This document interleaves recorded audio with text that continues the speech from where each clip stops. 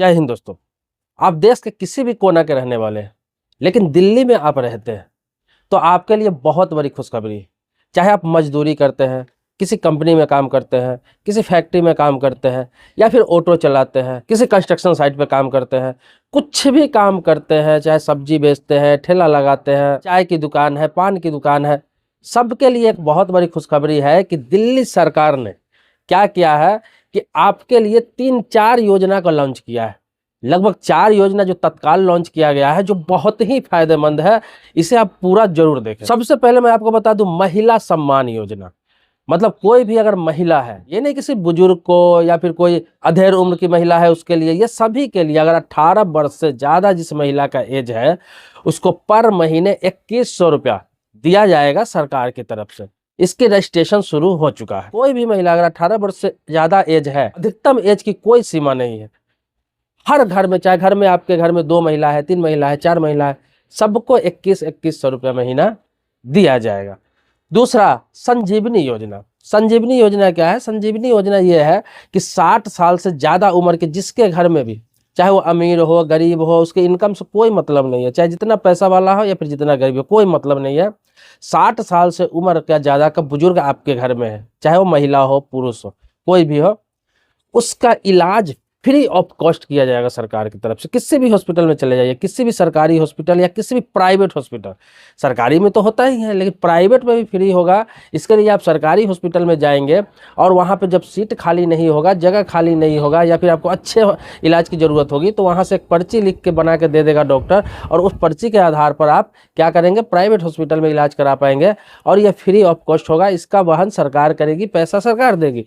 तो ये है संजीवनी योजना। बहुत सारे लोग ये भी सोचेंगे कि आयुष्मान भारत कार्ड में भी इलाज होता है बुजुर्गों का। तो मैं बता दूं कि बाकी के लिए, जैसे गरीबी रेखा से नीचे है, उसका आयुष्मान भारत कार्ड बनता है, जो दिल्ली में नहीं बनता है। दिल्ली छोड़ के बाकी स्टेट में, बहुत सारे स्टेट में नहीं होता है लेकिन बहुत सारे स्टेट में है। तो उसमें क्या है कि 70 वर्ष से ऊपर का जो बुजुर्ग है, उनका 5 लाख रुपए तक इलाज होता है।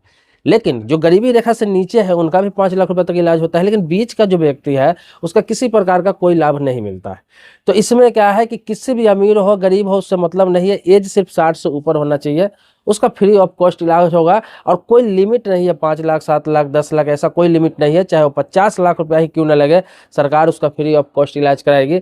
यह संजीवनी योजना दिल्ली में लागू किया गया है और इसके लिए भी रजिस्ट्रेशन स्टार्ट हो गया हुआ है। आपको बता दूं कि यहाँ के आम आदमी पार्टी के कार्यकर्ता, जो आम आदमी पार्टी की सरकार है दिल्ली में, वो घर घर जाकर उसके कार्यकर्ता खुद इसका रजिस्ट्रेशन कर रहे हैं। तीसरा योजना यह है कि डॉक्टर अंबेडकर छात्रवृत्ति सम्मान योजना।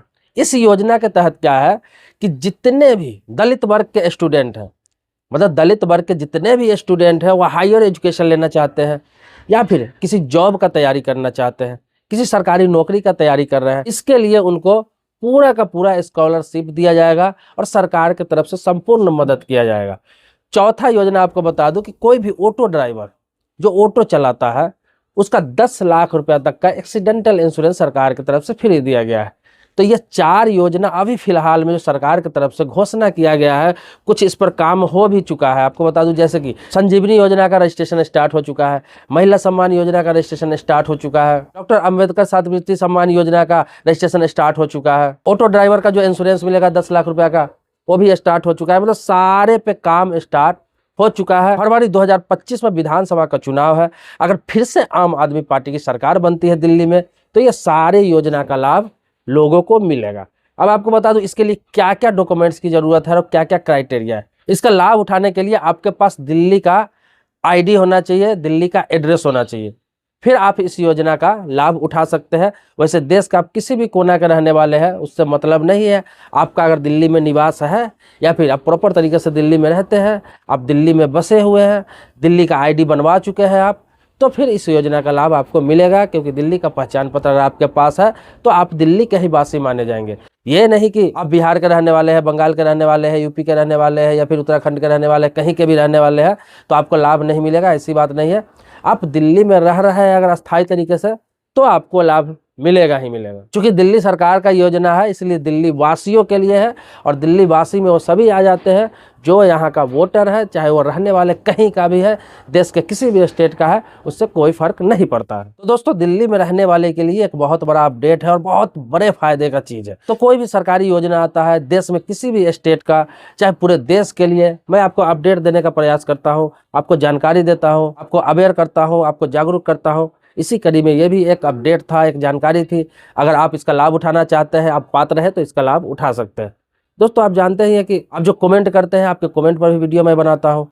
चाहे सरकारी योजना से संबंधित हो, चाहे किसी कानून से संबंधित हो, रेलवे से संबंधित अपडेट हो, मोटिवेशनल, पॉलिटिकल, किसी भी मुद्दा पर, चाहे जमीन जायदाद से संबंधित कोई मुद्दा होता है आपके पास, तो उस पर आप कमेंट करते हैं, तो मैं उस टॉपिक पर वीडियो बनाता हूँ। तो आप मेरे सब्सक्राइबर नहीं है तो चैनल को सब्सक्राइब कर लीजिए, लेकिन पुराने सब्सक्राइबर है तो इसके लिए कोटि कोटि धन्यवाद देता हूँ। आभारी हूँ आपका। मिलता है नेक्स्ट वीडियो में नए मुद्दे के साथ, तब तक के लिए शुक्रिया, धन्यवाद। जय हिंद दोस्तों।